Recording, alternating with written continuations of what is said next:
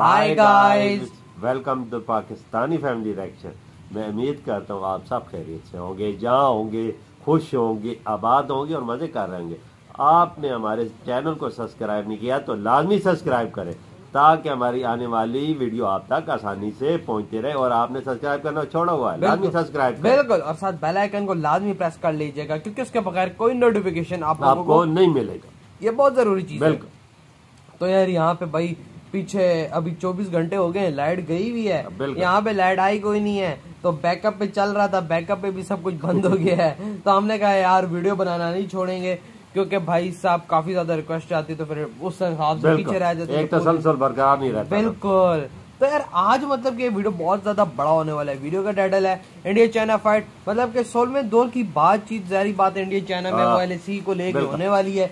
तो उससे पहले ही इंडिया ने चाइना को धमकी दे दी। अच्छा, देखते हैं। अब ये तो वीडियो वॉच करेंगे तभी इसके बारे में पता लगेगा कि कैसी धमकी दी है और क्या ये सीन हुआ है। तो यार ओरिजिनल वीडियो का लिंक मिलेगा डिस्क्रिप्शन में, लाजमी कीजिएगा इनके चैनल को सब्सक्राइब। तो कौन ऑन करते हैं, पहले वॉच करते हैं ये वीडियो। तो 3, 2, 1 एंड स्टार्ट।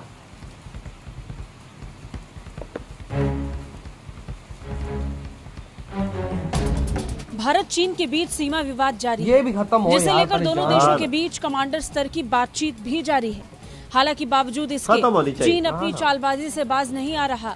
अब इस बीच जब चीन की चालाकी जारी है तो यहाँ भारत भी चीन को उसी की भाषा में जवाब देने के लिए तैयार बैठा है और इसका अंदाजा विदेश मंत्री के बयान से लगाया जा सकता है। भारत के विदेश मंत्री डॉक्टर एस जयशंकर ने कहा कि चीन की ओर से वास्तविक नियंत्रण रेखा यानी LAC को बदलने के किसी भी एक तरफा प्रयास की अनुमति भारत नहीं देगा।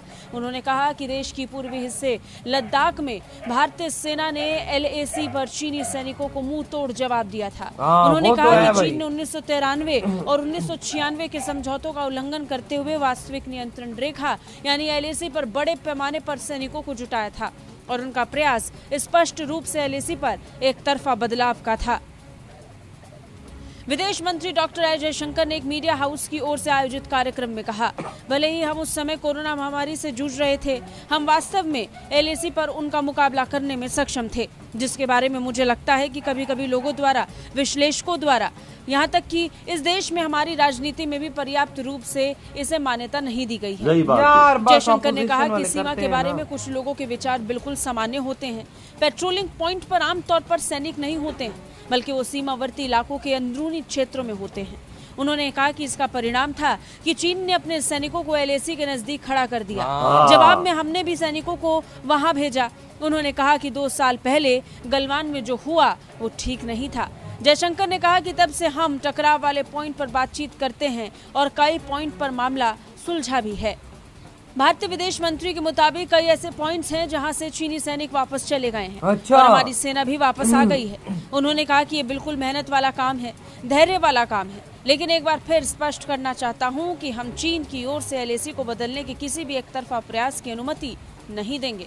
उन्होंने ये भी कहा कि भारत इसकी परवाह बिल्कुल नहीं करता है कि इसमें कितना समय लगता है, कितनी मुश्किल बातचीत करनी पड़ती है। बता दें, अब तक दोनों देशों के बीच सैन्य स्तर की 15 दौर की बातचीत हो चुकी है, जिसमें भारत की कोशिश रही है कि साल 2020 से पहले की यथा स्थिति को बहाल किया जा सके, जिसके परिणाम में चीन कुछ पॉइंट से पीछे भी हटा है, लेकिन फिर भी चीन अभी पूरी तरीके से पीछे नहीं हटा है, जिसे लेकर अब बहुत जल्द 16वें दौर की बातचीत भी होने वाली है। ब्यूरो रिपोर्ट, भारत तक। तो यार इसी के साथ हुई है बातचीत होती बिल्कुल 16वें दौर की हो रही है, पर चीन ऐसा मुल्क है वजह तो इस पे एतबार नहीं। ये बातचीत भी कर रहा होता है तो LAC भी अपने फौजों के ढेर भी लगाया है। इसमें ये बात है, ये दोनों काम एक साथ कर रहा है। तो बातचीत भी करता है तो LAC भी नजर रखता है, अपनी फौज उधर आगे खड़ी कर देता है। ताकि हमें बातचीत करते हो तो LAC में फौज अपनी हटाओ, पीछे करो।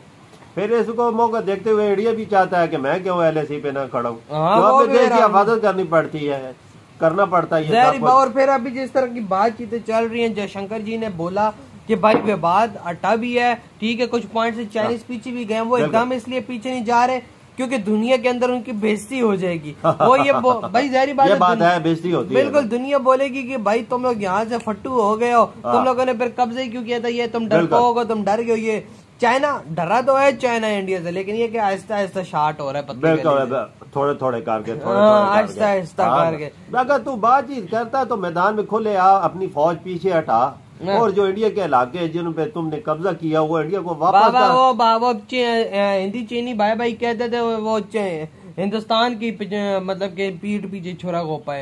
एक मौका ऐसा था कि चाइना के पास कुछ नहीं था, इंडिया ने इनकी मदद इतनी की थी, कुछ पैसे भी दिए। बिल्कुल भाई, याद हो तो बिल्कुल मदद की थी, पाकिस्तान ने भी मदद की थी, इंडिया ने भी। इंडिया चाइना भाई भाई का नारा था, ये पता है। और आज देखो ना ये लोग कितने पीछे मार करते हैं। ये वो सांप है ना जिसको तुम पालोगे तो तुम ही डसेगा। बिल्कुल ये वो है, ये तो बाजी भी करते हैं तो दूसरी तरफ आग भी लगाते हैं। अभी बात देखे 16वें दौर की होने वाली है, लेकिन जो 15वें दौर की बातें हुई है उसके अंदर काफी ज्यादा कामयाबी इंडिया को मिली है। और अभी पहले ही उनको बोला जा रहा है कि भाई तुम लोग जरा अपना ध्यान रखो, तुम लोग कर क्या रहे हो। सही, बस बातचीत करते हो तो पीछे भी देखो, ये तो नहीं है कि तुम लोगों ने यकियां पीछे से लगाई हुई है और भाई काम चल। यार इन्हें पता है कि वो इंडिया नहीं है अभी। और बाबा इन्होंने गलवान के अंदर जैसी मार खाई है ना, उसके बाद ये डर से गए हैं। गलवान के अंदर इंडिया ने माना था हमारे 20 सोल्जर शहीद हुए हैं, लेकिन इंडिया ने बोला हमने 50-100 तो इनका मारी। बिल्कुल सही बात, वजह झूठ बोलते हैं ना। इनको बोलते थे 2 मरेंगे 4 मरे, इंडिया ने बोला हमारे 20 शहीद हुए। जगह पे बोल दिया, मतलब कि अगर रात को ये क्लैश हुआ, सुबह सवेरे इन्होंने बोल दिया हमारे 20 शहीद हुए, और बोला था कि 40 उनके हमने मारे हैं, 40-42 इसी तरह झूठ बोलते हैं ना, वो वे झूठे हैं। वो भाई अमेरिका ने खुद इस चीज का सबूत दिया, बोला कि भाई तुमने हेलीकॉप्टर लाए और तुम लोगों ने यहाँ से लाशें उठा के लेके गए, सैटेलाइट के जरिए सब कुछ पता चलता है ना। आज वो चीज तो नहीं है कि ना सैटेलाइट से पिक्चर कम बोला कम से कम 45 था लोग जो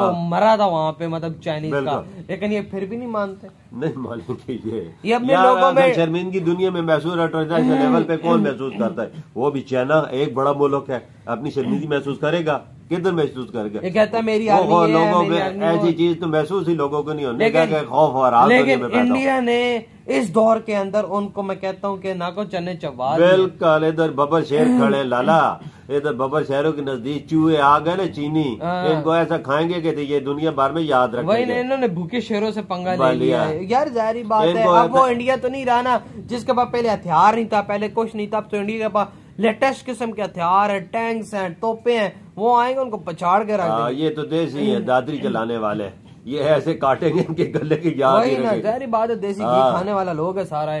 ये तो वो क्या बोलते हैं फार्मी मुर्गी, फार्मी मुर्गी मिसाल है चाइनीज की। ये एलएसी पर ठंड इतनी पड़ती है ना, ऐसे ठंड से भागते कितने मर भी जाते हैं, ठंड की वजह से मर भी जाते हैं। कभी आपने सुना है कि इंडिया का कोई बंदा ठंड की वजह से वो उधर अपनी शर्टें उतार के फेर रहे होते हैं, वही ना, उधर एक्सरसाइज कर रहे हैं। वही ना। तो यार आप लोग बताएं आपकी क्या थॉट इस वीडियो के बारे में। वीडियो खत्म करते हैं, बहुत ज्यादा ख्याल रखिए।